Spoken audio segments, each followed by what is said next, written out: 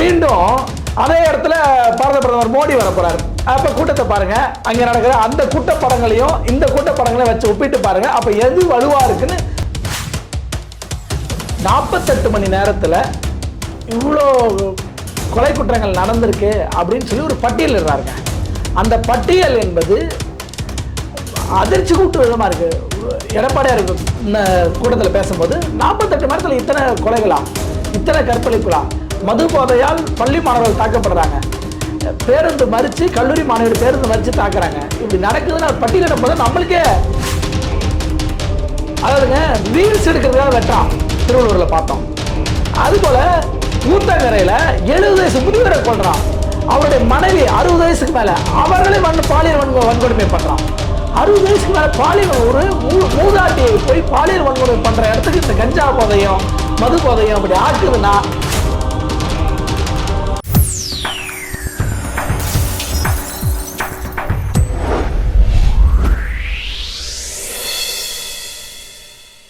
வணக்கம்.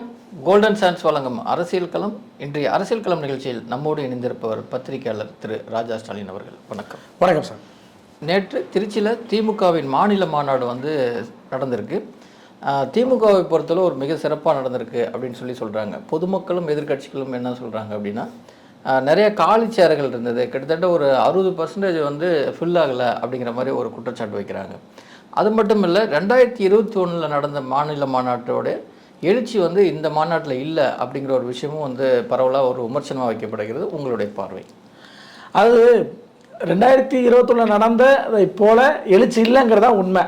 ஏன்னா நம்மளே காலிச்சார்களை எல்லா ஊடகங்களும் படம் பிடிச்சு காட்டினாங்க, அவ்வளோ காலிச்சார்கள் இருந்துச்சு. அந்த முன்னாடி மட்டும் முன் வரிசைகளை மட்டும்தான் அந்த கூட்டங்கிறது, பின்னாடியெல்லாம் இல்லை.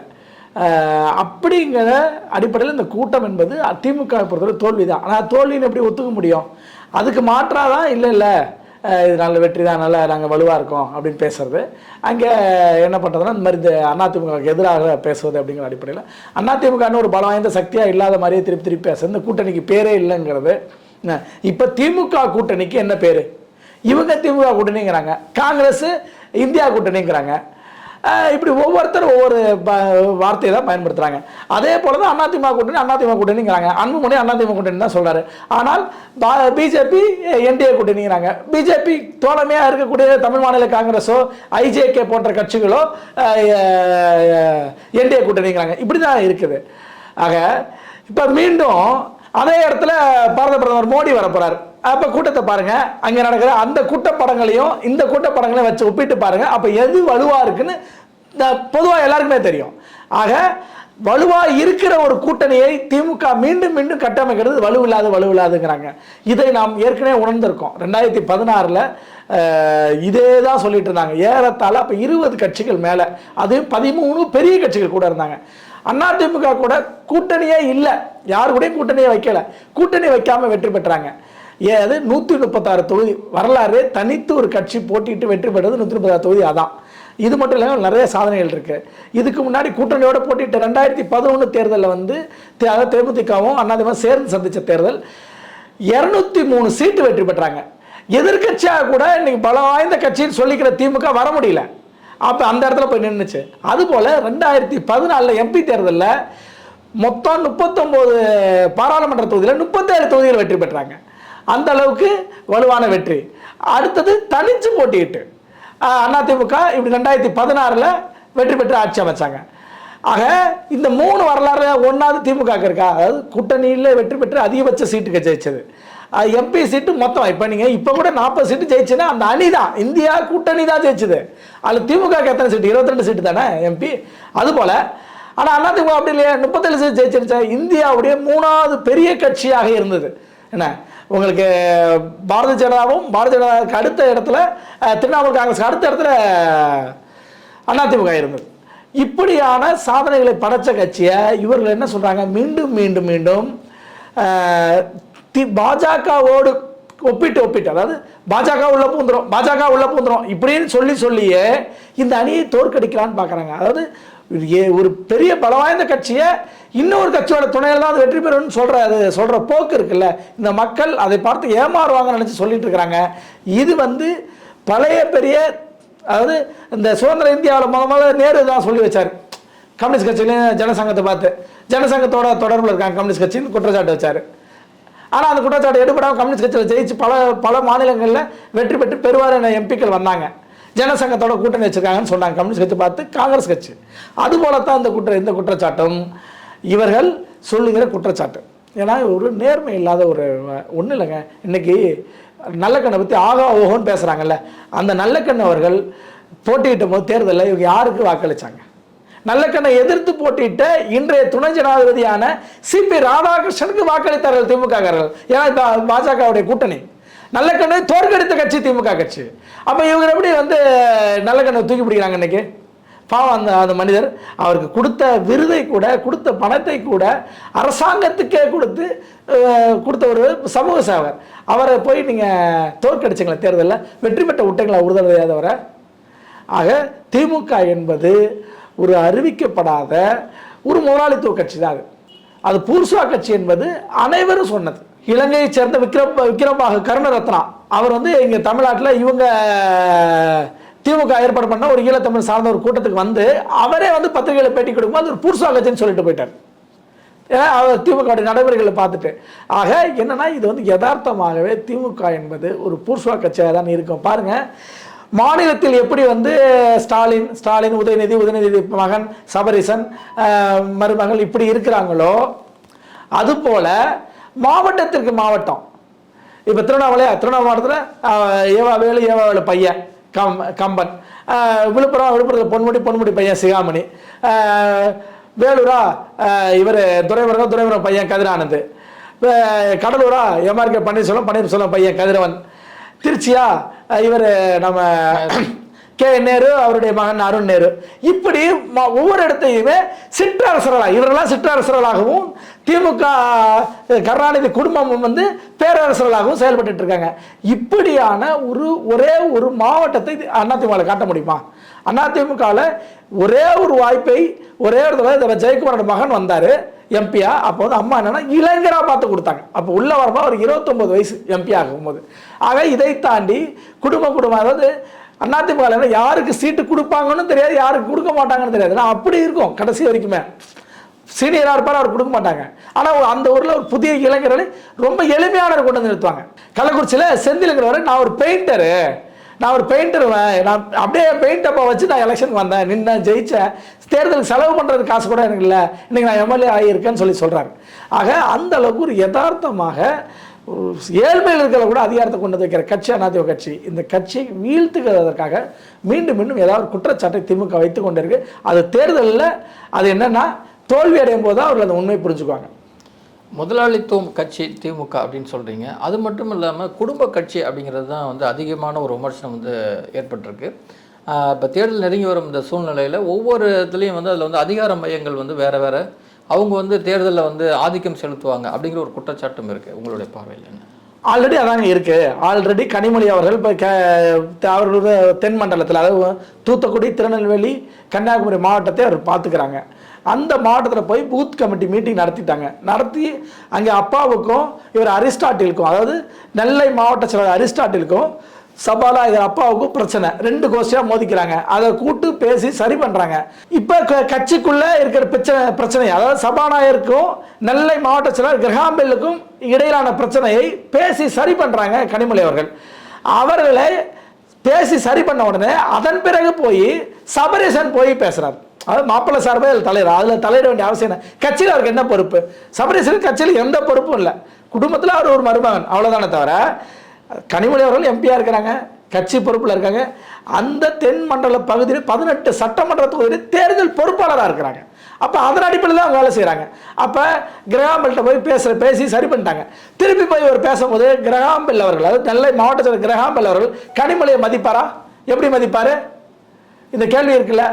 ஆக இந்த குடும்ப தலையீடு என்பது அது மட்டுமா? கீர்த்தனா ஒரு லிஸ்ட் வச்சுக்கிறாங்க, துர்கா ஸ்டாலின் ஒரு வேட்பாளர் லிஸ்ட் வச்சுக்கிறாங்க, பெண் நிறுவனத்தை வச்சு சபரீசன் ஒரு லிஸ்ட் வச்சுக்கிறாருன்னா இவங்க எல்லாம் ஒரு லிஸ்ட் வச்சுக்கிறாங்க, இவர்களுக்கெல்லாம் நான் பண்ணணும் அப்படிங்கிறாங்க. இப்படித்தான் ஒவ்வொன்றிலையும் குடும்ப தலையீடு இருக்கு. இது எடப்பாடியார்கிட்ட இருக்கா? எடப்பாடி அந்த இது எங்கேயாவது சினிமா நிறுவனத்தை அவர் நடத்திருக்காரா? திரையரங்கத்தை ஆக்குப்பை பண்ணியிருக்காரா? நீங்கள் அத்தனை திரையரங்கம் வச்சுட்டு உங்கள் விருப்பப்பட்ட படத்தை விருப்பப்படாத படத்தை அனுமதிக்க மாட்டீங்களே. இந்த அட்டகாசம் யார் பண்ணுறா? உதயநிதி பெருமையாக வேறு பேட்டி கொடுக்குறாரு. என்ன சொல்கிறாரு? அப்பா என்கிட்ட கேட்டார், இந்த சினிமா இது நம்ம தான் வெளியேறோம், அந்த சினிமா இது நம்ம தான் வெளியேறோம், இது அப்போ எல்லா சினிமா நம்ம தான் வெளியேறோம். ஆமாம், எல்லா சினிமா நீ தான் ஆக்குப்பை பண்ணி வச்சுருக்க. அப்போ ஒரு சினிமா இண்டஸ்ட்ரியை பிடிச்சி வச்சுருக்கீங்களே, அது என்ன அர்த்தம்? ஆக அந்த அளவுக்கு மோசமாக குடும்ப ஆட்சி செய்கிறாங்க. அதாவது மன்னராட்சியே தேவலாங்கிற இடத்துல கொண்டு போய் விட்டாங்க. ஒவ்வொருத்தருக்கும் வயிறு எரியுது. ஏன்னா இவர்களுடைய ஊழல். வேலைக்கு போவதற்கு நான் நேரு இன்ஜினியரிங் படித்தவன், அவன் வேலைக்கு போகிறதுக்கு 20 லட்சத்துல 35 லட்சம் வரைக்கும் லஞ்சம் வாங்கினார். ஏறத்தாழ 1000 கோடி ஊழல் பதிவு பண்ணிருக்காங்க. சிபிஐ வழக்கு போட்டுடுச்சு. வழக்கு போட்டு அடுத்த கட்ட விசாரணை போகுது. அதுலேயும் மாப்பிள்ளை சார் தொடர்பு வருது. மாப்பிள்ளை சாருக்கு என்ன தொடர்பு? வாட்ஸ்அப் சாட்டு காட்டுறான். அதிகாரிகள் வாட்ஸ்அப் சாட்டு, நான் கிச்சன் கேபினெட்டை பார்த்தேன், பேசினேன் இந்த விஷயம் அப்படின்னு சொல்லி அது வருது. அதாவது எப்படி நம்ம இந்த படத்தில், ரஜினி படத்தில் ரூபா நோட்டை வச்சு வெளிநாட்டில் அவாலா மாற்றுறாங்களோ அந்த மாதிரி ரூபாய் நோட்டில் இருக்க எண்களை வச்சு அவாலா பணம் வெளிநாட்டில் மாறி இருக்குங்கிறது ஆதாரப்பூர்வமாக நிரூபிக்காது வந்துருச்சு. இன்னும் அது வழக்காக போயிட்டு இருக்கு. ஆக என்ன சொல்லணும்னா, இப்படி ஊழல் பெருத்து போய் ஒவ்வொருத்த ஏழையிலையும் வயிற்றுல அடிச்சு பட்ட படிப்பு படிச்சு, என்ன ஒரு பொறியியல் கல்லூரி நீங்கள் படிச்சுட்டு வர எத்தனை லட்சம் ரூபாய் செலவு பண்ணி படிச்சுட்டு வரோம், வந்து அவன் வேலைக்கும் அதே காசு கொடுத்துட்டு வரானா? அப்போ இந்த அரசாங்கம் எந்த அளவுக்கு ஒரு மோசமான அரசாங்கமாக இருக்குது அப்படின்னு மக்களுக்கு தெரிஞ்சு இந்த அரசாங்கத்தை இன்னும் 2 மாதத்தில் மக்கள் தூக்கி எறிஞ்சிருவாங்க. அதுதான் நடக்க போகுது. இந்த குடும்ப ஆட்சி முடிவுக்கு வரப்போகுது. மற்றொரு பக்கம் திமுகவில் நடக்கிற இந்த கலவரத்துக்கு மத்தியில் வந்து கட்சி நிர்வாகிகள் வந்து ஒழுங்காக தேர்தலில் வேலை செய்வாங்களா? அதாவதுங்க, கட்டாயம் அந்த இது தேர்தல் ரிஃப்ளெக்ட் ஆகும். ஏன்னா நடக்காது. அதாவது தேர்தலில் இப்போ சொதப்புறதே அதிமுக அணி தான். ஏன் சொதப்புதுன்னா, கூட்டணி பேச்சுவார்த்தை அவ்வளோ ஏறத்தாழ 4 மாதம் இழுக்கடிக்க வேண்டிய அவசியம் என்ன இருக்குது? அதே 25 சீட்டு 28 சீட்டு நீங்கள் கொடுக்க போகிறீங்க, அவங்க வாங்க போகிறாங்கும்போது எதுக்கு இந்த கலவரம்? எதுக்கு அந்த பிரச்சனை? இதுக்கு எதுக்கு பிரச்சனை? திட்டமிட்டு பண்ணதுங்கிற நான் சொல்கிறேன். ஏன்னா இந்த காங்கிரஸுடன் பேச்சுவார்த்தை இப்படி இழுபறி இல்லைன்னா இந்நேரம் தாவேக்கா எங்கே போயிருக்கோம்? கூட்டணிக்கு அதிமுக போயிருக்குமா? அதிமுக கூட்டணி போனால் என்ன ஆயிருக்கும்? தேர்தல் கிழமை ஒரு 10,000 20,000 ஓட்டு வாங்குவார் நம்ம கணிக்கிறோம். ஒரு நடிகருக்கு குறைந்தபட்சம் ஒரு 10,000 ஓட்டு வர வாய்ப்பு இருக்குது. நம்ம இல்லைன்னு மறுக்கல. அந்த 10,000 ஓட்டு அதிமுக போனால் ஆல்ரெடி வெற்றி பெற்ற இடத்துல அதிமுக இருக்கு. இந்த 10,000 சேரும்போது கன்சாலிடேட்டடா ஏறத்தாழ எதிர்க்கட்சியாக கூட திமுக வராது. அப்போ எதிர்க்கட்சியாக கூட வராத இடத்த உருவாக்க கூடாதுன்னு இது திமுக காங்கிரஸ் சேர்த்து நடத்துகிற நாடகம் இது. அதுதான் இவ்வளோ நாள் இந்த இழுபறி. இப்போ அதே சீட்டு தானே வாங்கினீங்க. சீட்டு ஒன்றும் எக்ஸ்ட்ரா வாங்கலையா? ஒரு மாநிலங்களவை வாங்கினது எக்ஸ்ட்ராவா? மாநிலங்களவை வாங்கினீங்கன்னா கூட உழைச்ச குரல் கொடுத்த திருமாவளவன் ஏன் விட்டுட்டீங்க?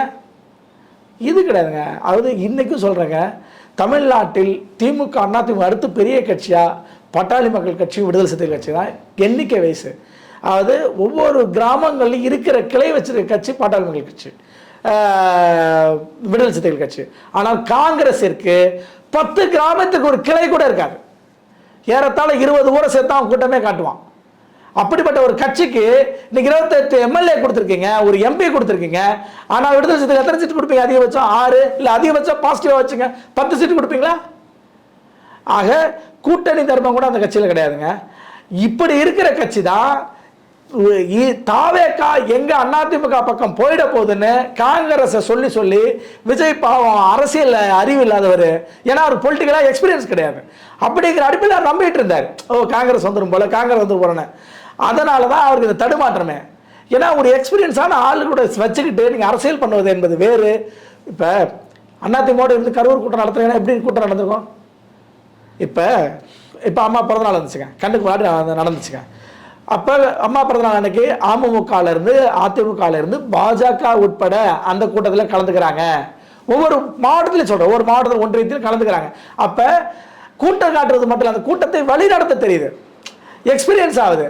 அப்போ ஒரு இடத்த அமமுக மாவட்ட செயலர் ரொம்ப பழைய ஆளாக இருப்பார், அவர் அமைச்சராக இருந்தவர், அப்படி எக்ஸ்பீரியன்ஸாக இருப்பார். அப்போ அவருடைய எக்ஸ்பீரியன்ஸை எடுத்துக்கிட்டு அது வேலை செய்யும்போது ரொம்ப எளிமையாக எந்த சலசலப்பு இல்லாமல் நடத்த முடியுது. அதுபோல் தாவேக்கா நடத்தியிருக்க முடியல கரூரில். அந்த எக்ஸ்பீரியன்ஸை வச்சுக்கிட்டு பிரச்சனை உடனே முதல்ல ஓடி வந்தது யாருங்க? எம்ஆர் விஜயபாஸ்கர் ஓடி வந்தார்.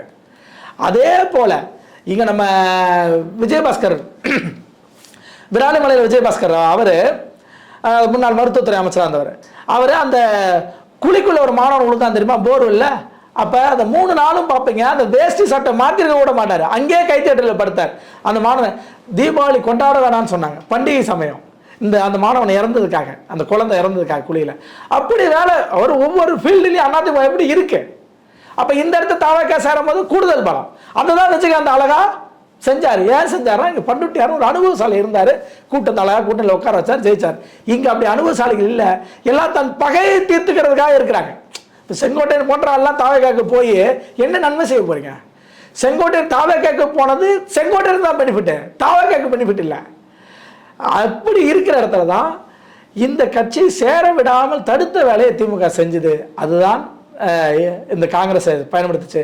அதனால் இந்த தேர்தலில் இது அனைவருக்கும் தெரியும், காங்கிரஸ் கட்சிக்காரர்களுக்கு தெரியும், திமுக காரர்களுக்கு தெரியும். அதனால் இது கூட்டணி ஜெல்லாகி ஃபீல்டில் ஒர்க் அவுட் ஆகும், ஓட்டு வாங்குவாங்கன்னு நடக்காது. திமுக ஆட்சியில் வந்து விமர்சன ரீதியாக பேசப்படுவது வந்து சட்டம் ஒழுங்கு. எதிர்க்கட்சி தலைவர் வந்து திரு எடப்பாடி அவர்களோட நேற்று கூட விட்ட அறிக்கையில் வந்து என்ன சொல்கிறாருன்னா, எங்கும் கொலை எதிலும் கொலை அப்படிங்கிற, தினந்தோறும் வந்து கொலை நடந்துகிட்டு இருக்கு அப்படிங்கிற ஒரு குற்றச்சாட்டு வைக்கிறாரு. அது உண்மையும் கூட. ஏன்னா நம்ம பார்த்துட்டே இருக்கிறோம், திடீர்னு பல்லாவரத்தில் 2 பேரை கொலை பண்ணியிருக்கான்றாங்க, அப்புறம் வந்து சவுத்தில் பார்த்தா அங்கே 2 பேர் கொலை, இப்படிங்கிறது வந்து இயல்பாக நடந்துகிட்டு இருக்கு. இது யாரும் பொறுப்பேற்றுக்கிட்டே இல்லை, ஒரு வந்து அரசு அதிகாரிகளோ இல்லை உயர் அதிகாரிகளோ இல்லை அதனுடைய அமைச்சரோ ஒரு ஸ்ட்ராங்கான வந்து நடவடிக்கை எடுக்காமல் இருக்கிறதுக்கு காரணம் என்ன? திமுக ஆட்சி வந்து இந்த சட்டம் ஒழுங்கு வந்து ஒரு ஏனோதானு விட்டுட்டு இருக்கா. 48 மணி நேரத்தில் இவ்வளோ கொலை குற்றங்கள் நடந்திருக்கு அப்படின்னு சொல்லி ஒரு பட்டியல் இடுறாருங்க. அந்த பட்டியல் என்பது அதிர்ச்சி கூட்டு விதமாக இருக்குது. ஒரு எடப்பாடியார் இந்த கூட்டத்தில் பேசும்போது 48 மணி நேரத்தில் இத்தனை கொலைகளா, இத்தனை கற்பழிப்புகளா, மது போதையால் பள்ளி மாணவர்கள் தாக்கப்படுறாங்க, பேருந்து மறித்து கல்லூரி மாணவியோட பேருந்து மறித்து தாக்குறாங்க, இப்படி நடக்குதுன்னு அவர் பட்டியலிடும் போது நம்மளுக்கே ஒரு ஐ ஓப்பனாக இருக்கு. என்னன்னா நம்ம ஏதோ அங்கே ஒன்று நடக்குது இங்கே ஒன்று நடக்குதுன்னு அப்படிங்கிற மாதிரி இருந்துச்சு. 48 மணி நேரத்தில் இடத்துல அவர் அடுக்கிற குற்றச்சாட்டு 10க்கும் மேற்பட்ட குற்றச்சாட்டுகள். அதாவது அப்போ எந்த அளவு சட்ட ஒழுங்கு சந்திச்சிருக்குது அப்படின்னு நமக்கு தெரியுது. ஆக ஒன்றும் இல்லைங்க, திமுக ஆட்சியில் இந்த 5 ஆண்டுகளில் 70க்கும் மேற்பட்ட லாக்அப் டெத். இப்போ அஜித் படுகொலை என்ன, இப்போ அந்த அவங்க என்ன பண்ணுறாங்க, அந்த நிக்கிதாங்கிறவங்க நான் என்னுடைய நகை காணாமல் போன விஷயத்தை வந்து நடவடிக்கை எடுக்க வேணாம், நான் அந்த வழக்கை வாபஸ் வாங்கிக்கிறேன். வாபஸ் வாங்கினா அர்த்தம் என்ன, என் நகை காணாமல் போனதை மீட்டு தர வேணாம், அப்போனா இருக்குன்னு அர்த்தம், அல்லது நகை காணாமல் போலன்னு அர்த்தம். ஆனால் இதுக்காக ஒரு உயிரே பலியாச்சா? அப்போ இது திமுக தான் தோல்வி தானே, திமுக அரசாங்கத்தோட நிர்வாக தோல்வி தானே. இதுக்கு நீங்கள் என்ன வேணாலும் காரணம் சொல்லலாம்.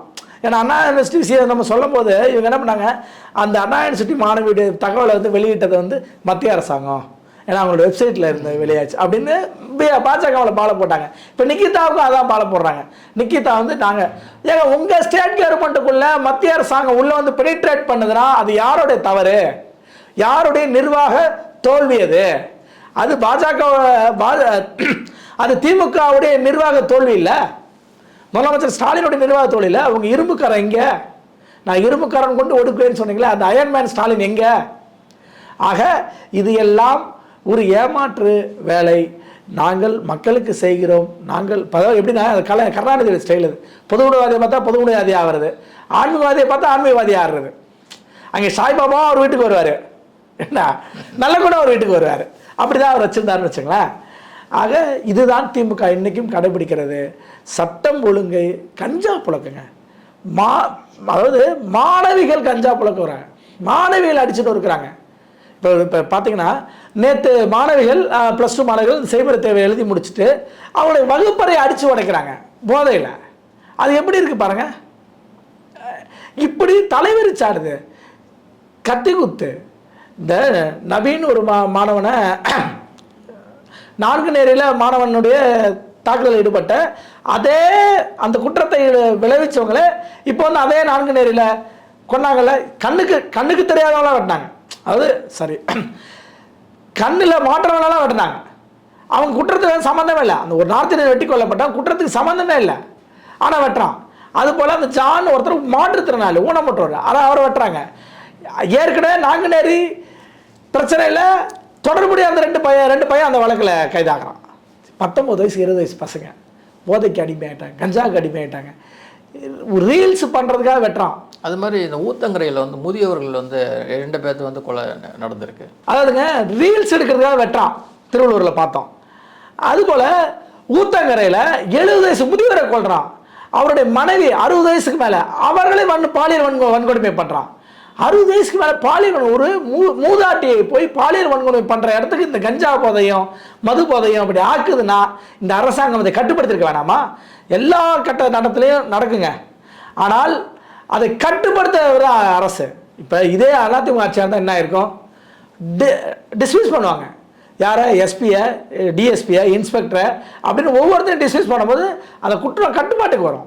அப்படி எந்த கட்டுப்பாடும் இல்லாமல் நடந்துகிட்டே இருக்குதுன்னா இப்போ யாருடைய ஃபெயிலியர் அது?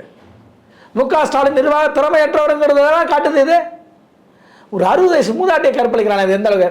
2 வயசு குழந்தையும் கற்பழிக்கிறான். என்ன 60 வயசு பொம்பளையும் கற்பழிக்கிறான். ரெண்டும் எப்படிங்க? எப்படி இதெல்லாம் ஜீரணிச்சுக்கிறது? ஆக அந்த அளவுக்கு மோசமான ஆட்சி. இந்த ஆட்சியை தூக்கி எறியணும்னு ஒவ்வொருத்தரும் விரும்புகிறான். கிட்டத்தட்ட இன்னும் 1 மாதம் தான் தேர்தல் இருக்குது அப்படின்னு எதிர்க்கட்சி தலைவர் திரு இபிஎஸ் அவர்கள் சொல்கிறார். களத்தில் யாருக்கு ஆதரவு அதிகமாக இருக்கிறது? திமுகவுக்கு, அதிமுக கூட்டணிக்கு? அதிமுகவுக்கு தான் ஆதரவு இருக்கிறது.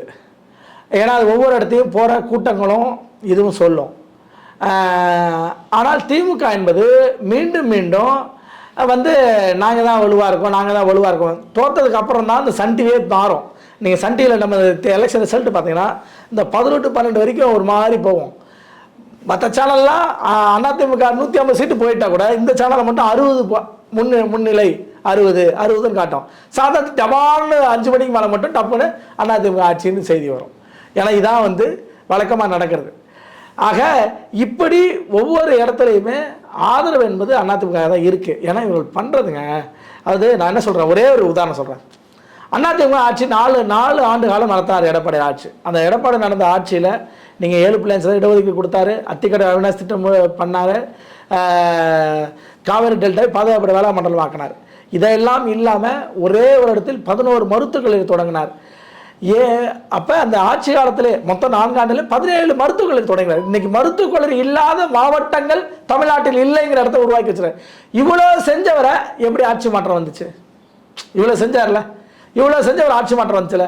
இப்போ இதில் பாதியாவது திமுக செஞ்சிருக்கா?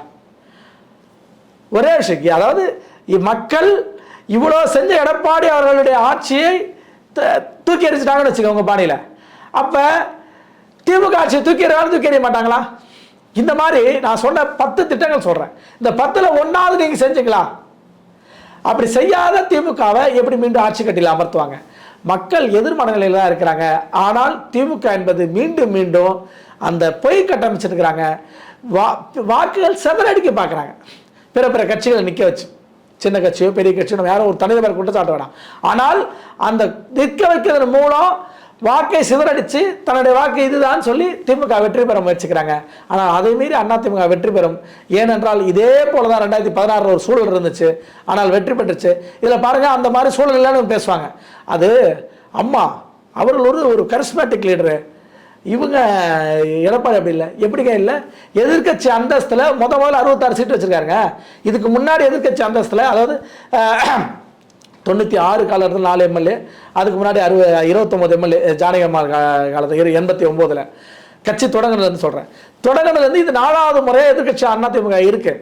ஆனால் இப்போ தான் இருக்கிறதுலே அதிகமான எம்எல்ஏக்கள் வச்சுட்டு இருக்கு. அவர் எப்படி உங்களுக்கு பெரிய மாஸ் லீடர் இல்லைன்னு நீங்கள் சொல்கிறீங்க? ஆக இவர்களை பொறுத்தவரை மாஸ் லீடர் இல்லைன்னு சொல்லலைன்னா இதை தான் எம்ஜிஆருக்கும் பண்ணாங்க.